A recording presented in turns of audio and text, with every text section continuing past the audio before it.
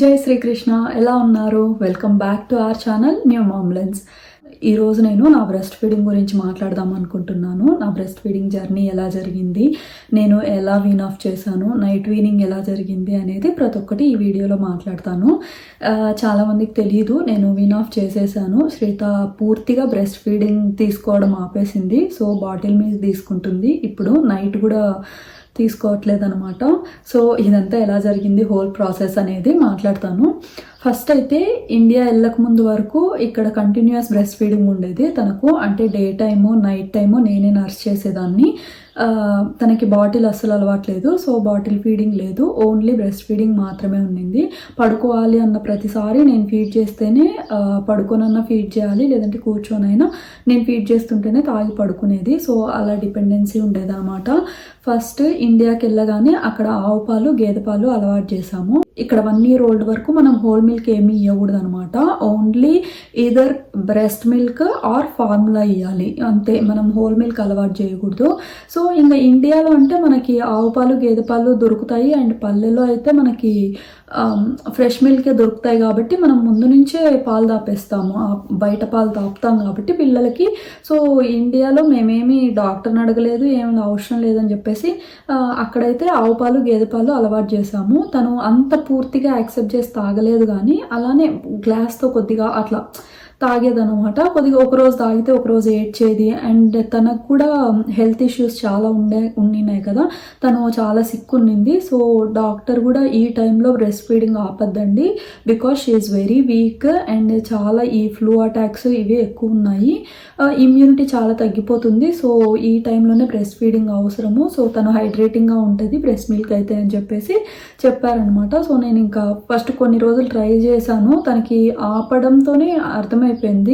So cold cough ఇలా start అయిపోయినాయి. So వద్దని చెప్పేసి ఇంకా పూర్తి కంటిన్యూస్గానే బ్రెస్ట్ ఫీడింగ్ చేసేదాన్ని. ఇక్కడికి వచ్చిన తర్వాత కూడా కంటిన్యూస్ బ్రెస్ట్ ఫీడింగ్లో ఉన్నాను. ఇక్కడికి వచ్చిన తర్వాత 1 week 10 days అలాగా 10-12 days తను కంప్లీట్ సిక్ ఉండింది. తనకు ఇయర్ ఇన్ఫెక్షన్ అయ్యి తర్వాత వ్యాక్సిన్స్ పడ్డాయి.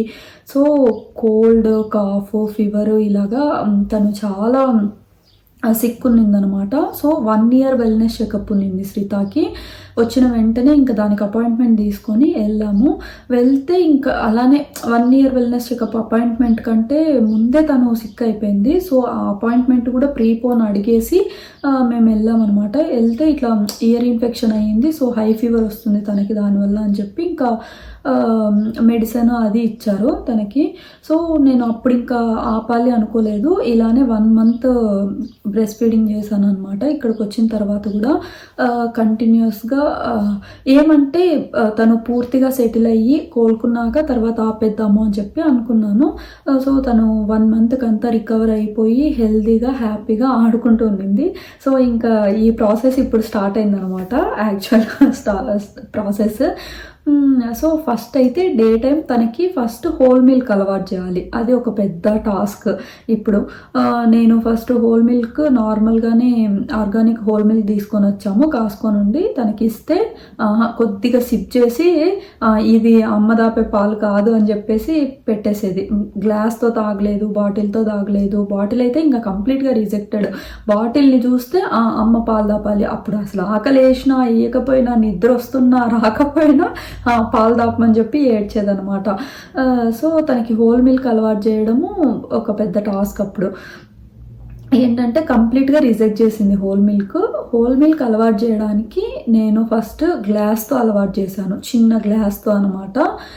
గ్లాస్లోకి కొద్దిగా జాగ్రీ, ఇంతనే little jaggery and nuts powder అనమాట. నేను ఆల్మండ్, పిస్తా, క్యాష్యూస్ ఇవి మొత్తం రోస్ట్ చేసేసి నట్స్ పౌడర్ చేసి పెట్టుకున్నాను. శ్రీతాకి అప్పుడప్పుడు ఫుడ్లో 1 spoon అలా కలిపి పెట్టేదాన్ని అనమాట.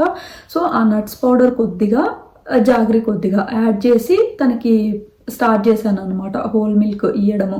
ఏంటంటే బ్రెస్ట్ మిల్క్ మనకు డే బై డేకి అది థిక్కెన్ అయిపోయి స్వీట్నెస్ వచ్చేస్తుంది అనమాట. సో బయట పాలు ఏమన్నా ఇస్తే వాళ్ళకి అది ప్లెయిన్ మిల్క్ లాగా ఫీల్ అయ్యి అంత చప్పగా తాగలేరు కాబట్టి కంప్లీట్గా రిజెక్ట్ చేస్తారు. సో నేను కొద్దిగా జాగ్రీ నట్స్ పౌడర్ యాడ్ చేయడం వల్ల she accepted. That's good. Accept చేసింది. ఓకే, ఫస్ట్ రోజు కొద్దిగా, తర్వాత కొద్దిగా, ఇలాగా కంటిన్యూస్ 1 వీక్ అనమాట. బాగా ఇష్టంగానే తాగింది. నేను ఒక 2 టైమ్స్ అలా ఇచ్చేదాన్ని డేలో. ఇంకో 2 టైమ్స్ తను ఫీడింగ్ కావాలి అన్నప్పుడు స్నాక్స్ రీప్లేస్ చేసేదాన్ని. ఏదైనా ఫ్రూట్స్ కానీ, లేదంటే నేను ఏమైనా కుకీస్ చేసి పెట్టుంటే ఆ కుకీస్ కానీ ఇలాగే ఏదో ఒకటి చేసి ఎంగేజ్ చేసేదాన్ని, కొద్దిగా ఫీడింగ్ తగ్గిస్తూ. అలాగా పూర్తిగా డే టైం అయితే నేను ఫీడింగ్ చాలా వరకు అవాయిడ్ చేసేసాను అనమాట, నేను ఫీడ్ చేయడము.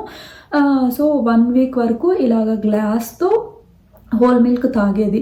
1 వీక్ తర్వాత జాగ్రీ ఆపేశాను. ఓన్లీ నట్స్ పౌడర్ మాత్రమే కలిపి ఇచ్చేదాన్ని. ఓకే, అంత కనిపెట్టలేదు, యాక్సెప్ట్ చేసింది, తాగుతూ ఉండింది.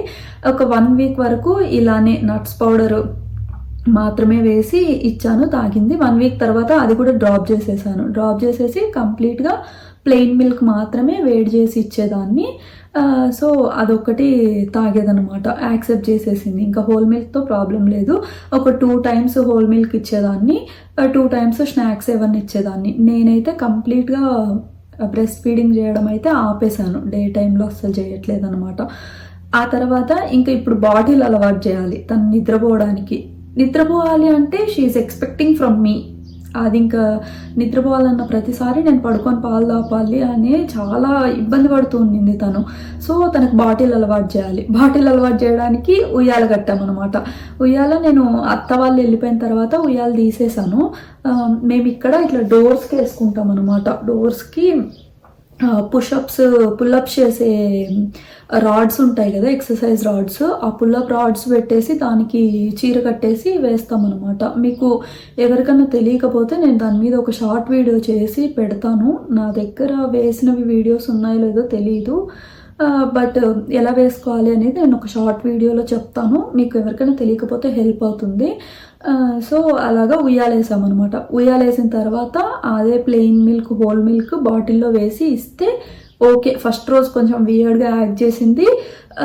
దెన్ షీ యాక్సెప్టెడ్ బాటిల్ తాగడం. ఫస్ట్ 2 days 3 days, ఆ తర్వాత 4th డే నుండి ఉయ్యాల్లో పడుకోబెట్టిన వెంటనే ఇంకా అడిగేదనమాట, అమ్మ అమ్మ అని చెప్పి అడిగేది. నేను బాటిల్ ఇస్తూనే తాగేసి పడుకునేది. ఒకసారి తాగేసి పక్కన పడేసేది బాటిల్, ఒకసారి తాగుతూ నిద్రపోయేది. సో కంప్లీట్గా ఇంకా తనకి బాటిల్ మిల్క్ కూడా అలవాటు అయిపోయింది. గ్లాస్ పక్కన పెట్టేసి బాటిల్ తను పడుకోబెట్టడానికి మాత్రమే, అంటే పడుకోవడానికి నేనే ఉండక్కర్లేదు అన్నట్టు తను ఉయ్యాల్లో వేసేసి బాటిల్ ఇచ్చేస్తే తను ఇండిపెండెంట్గా నిద్రపోయేదనమాట. నా అవసరం ఉండేది కాదు తనకి. ఉయ్యాల ఊపాలి చాలాసేపు అనేది ప్రాబ్లం కూడా లేదు తనకి. జస్ట్ ఉయ్యాల్లో పడుకోబెట్టి బాటిల్ ఇచ్చిన వెంటనే తను పడుకునేసేది. సో ఇలా అయితే కంప్లీట్గా డే టైం అయితే నేను బ్రెస్ట్ ఫీడింగ్ ఆపేశాను, అస్సలు చేయట్లేదు. ఇంకా నైట్ టైం తాగేది 2 times 3 times అలాగనమాట. ఈ ప్రాసెస్ ఏదైతే జరుగుతుందో ఈ టైంలో అంతా I was very low emotionally, mentally I was little depressed. ఎందుకంటే బ్రెస్ట్ ఫీడింగ్ ఆపేయడం అనేది బేబీకి ఎంత టఫెస్ట్ టాస్కో మామ్కి అంతకంటే టఫెస్ట్.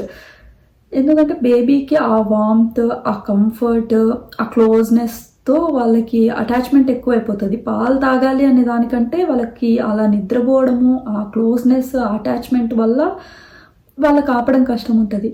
వాళ్ళకి పాలు ఇయ్యగలము కానీ ఇప్పుడు ఇవ్వకూడదు అని డిసైడ్ అయ్యి వాళ్ళు కొద్దిగా ఇబ్బంది పడుతున్నా, ఏడుస్తున్నా మనం ఇవ్వకుండా ఉండాలి అంటే అది చాలా కష్టమైన పని. అది ఓన్లీ అమ్మకు మాత్రమే అర్థమవుతుంది.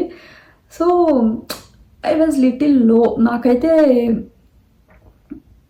నాకైతే శ్రితాకి 2 years వరకు ఫీడ్ చేయాలి అని చెప్పేసి ఖచ్చితంగా ఉండిందనమాట. But because of some reasons, అంటే నాకు ఈ షోల్డర్ పెయిన్ ఎక్కువైపోయింది. షోల్డర్ పెయిన్, లెగ్ క్రాంప్స్ ఎక్కువైపోయినాయి. సో షోల్డర్ పెయిన్ ఏమంటే పడుకొనే తాగేది most of the times. So దానివల్ల నాకు ఇది సివియర్ పెయిన్ వచ్చేసి ఎట్లయిపోయిందంటే ఏదైనా వంట చేయాలన్నా కనీసం నేను కర్రీ చేసేటప్పుడు ఇట్లా కలపాలన్నా కూడా నాకు పెయిన్ వచ్చేది, అంత సివియర్ పెయిన్ ఉండేదన్నమాట. సో దానివల్ల ఇంకా ఇలా కాదు, ఇంకా ఆపేసేయాలి. 2 years అంటే నేను ఆబ్వియస్లీ కంటిన్యూ చేయలేను. నేను హెల్తీగా ఉంటే ఫస్ట్ బేబీని హెల్తీగా చూసుకోగలను అని చెప్పేసి డిసైడ్ అయ్యాను. అండ్ తను ఫుడ్ కూడా యాక్సెప్ట్ చేసింది, సాలిడ్స్ బాగా తినేది, different types of foods accept చేసింది, ఎక్స్ప్లోర్ చేస్తూ ఉండింది. సో నాకు తిండి విషయంలో ఎక్కువ అంత ఇబ్బంది పెట్టలేదు. మేము కూడా అయ్యో ఇది పెడితే ఏమవుతుందో అది పెడితే ఏమవుతుందో అని ఎప్పుడు ఆలోచించలేదు. డిఫరెంట్ ఫుడ్ తను ఎలా తిన్నా సరే, కింద పడేసిన మొహం అంతా పూసుకున్నా ఏమన్నా చేయని తను ఎక్స్ప్లోర్ చేయాలి, తనకు ఆ టచ్ తెలియాలి, అన్నీ అలవాటు చేయాలి అని చెప్పేసి కాన్షియస్గా అలవాటు చేశాము. సో నాకు సాలిడ్స్తో ఇబ్బంది లేదు, తను ఫుడ్ బాగా తింటున్నింది కాబట్టి నేను పాలు ఆపేసినా కూడా ఇప్పుడు అంత ఇబ్బంది లేదు అని చెప్పేసి అనుకున్నాను అనమాట. మొత్తానికైతే ఏదో ఒకలాగా డే టైం అయితే కంప్లీట్గా ఆపేసాను బ్రెస్ట్ ఫీడింగ్. నైట్ టైం ఇది పెద్ద టాస్క్. నైట్ టైం 2 times లేచేది, ఒక్కోసారి 3-4 times కూడా తనకి మెలకు వచ్చిన ప్రతిసారి. తను పాలు తాగాలి అని కాదు, నైట్ టైము ఎంత ఫుల్గా తినేసి బాగా హ్యాపీగా ఆడుకొని అలసిపోయి పడుకున్నా కూడా ఆ 1 o'clockకి 4 o'clockకి ఈ టైమింగ్స్ ఉంటాయి కదా, ఆ టైంకి మెలకు వచ్చేసేది. ఇంకా వేరే ఆప్షన్ ఉండేది కాదు, ఇంకా ఏడ్చేది. నేను కూడా నిద్రలో తను ఇది చేయాలి అనుకోకుండా నేను కూడా అలానే ఫీడ్ చేస్తూ పడుకునేదాన్ని. సో నైట్ వీనింగ్కి ఒక 1 month టైం తీసుకున్నాను నేను. 1 month నైట్ కంప్లీట్గా నైట్ బ్రెస్ట్ ఫీడ్ చేసేదాన్ని, డే టైం ఆపేసిన తర్వాత కూడా. 1 month తర్వాత ఇంకా 1 fine day I have decided, okay ఇంకా ఇలా కాదు, ఇంకా చెయ్యి నొప్పి ఎక్కువ అయిపోతుంది, ఆపేసేయాలి అని చెప్పేసి లేచింది. సేమ్ 1 o'clock ఒక రోజు నైట్ లేచింది. ఇంకా ట్రై చేశాను పడుకోబెట్టడానికి, అస్సలు ఒప్పుకోలేదు.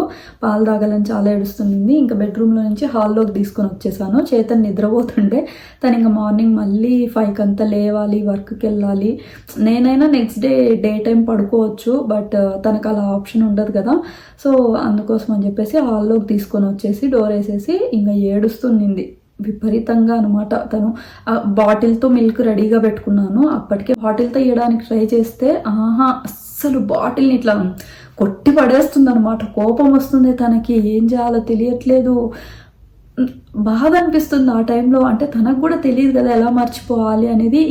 ఇన్ని రోజుల నుండి తనకున్న అటాచ్మెంట్ ఒక్కసారిగా వదిలేయాలంటే కష్టం కదా. సో మనం ఆ టైంలో వీలైనంత కడ్లింగ్, వీలైనంత క్లోజ్నెస్, తన్ని బాగా హగ్ చేసుకొని ఉండడము, తనకు ఆ కంఫర్ట్, వామ్త్ అదే కావాలన్నమాట బేబీకి.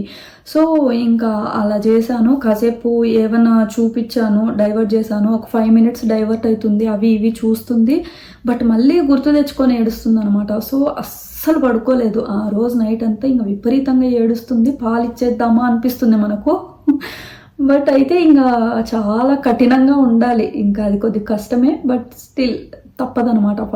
ఫస్ట్ డే కొద్దిగా కష్టంగానే ఉంటుంది.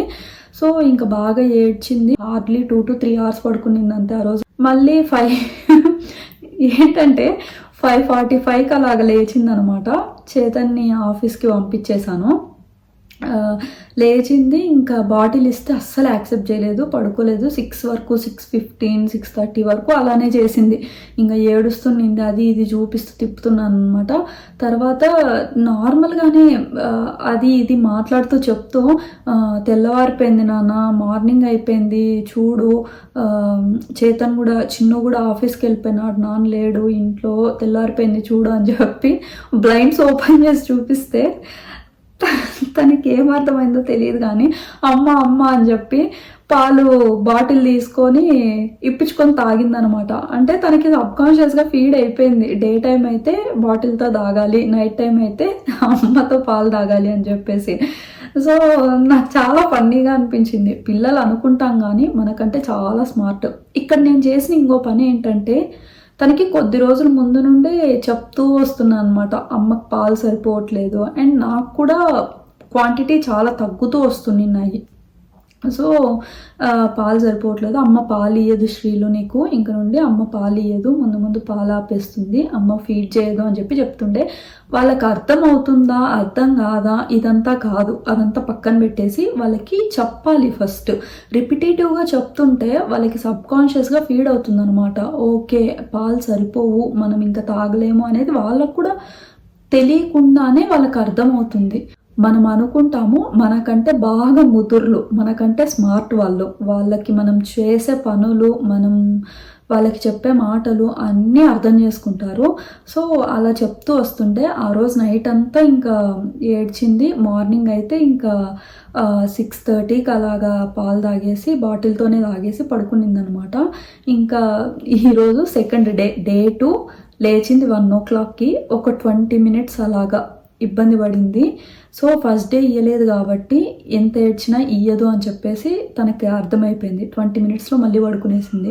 వాళ్ళకి ఇంకా ఫీడ్ అయిపోతుంది అనమాట, ఏడిస్తే ఇయ్యరు అని చెప్పేసి. వాళ్ళకి మనం తెలియకుండానే నేర్పిస్తాం. వాళ్ళు చాలా ఏడుస్తారు, చాలా అంటే చాలా ఏడుస్తారు. అప్పుడు బై మిస్టేక్ మనం పాలిచ్చామనుకోండి, ఇంకా వాళ్ళకి అంటే ఎక్కువ ఏడిస్తే పాలిస్తారు అనేది వాళ్ళకి తెలియకుండానే అర్థం చేసుకుంటారు. పాపం వాళ్ళకి మనం ఏం చెప్తే అదే కదా అర్థమవుతుంది, మనం ఏం చేసి చూపిస్తే అదే అర్థమవుతుంది.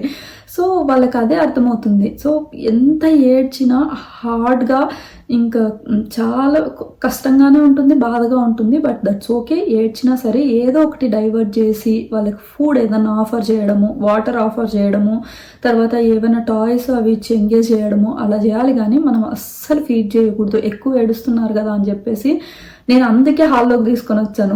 బెడ్రూమ్లో ఉంటే చేతన్ దగ్గర ఉంటే అస్సలు వేరే బెడ్రూమ్లోకి ఇంకా దూరంగా ఉన్న ఇక్కడ ఈ బెడ్రూమ్లోకి తీసుకొని వచ్చాను అనమాట.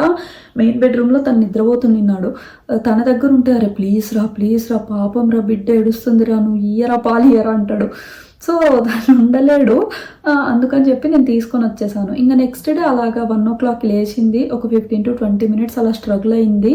ఆ తర్వాత పడుకునేసింది, కంటిన్యూస్గా పడుకుంది. మళ్ళీ 4 o'clockకి మెలకు వచ్చింది. ఇవేమంటే 1కి 4కి తన రొటీన్గా లేచే టైమింగ్స్. సో ఆ టైంకి మెలకు వచ్చేస్తుంది అనమాట.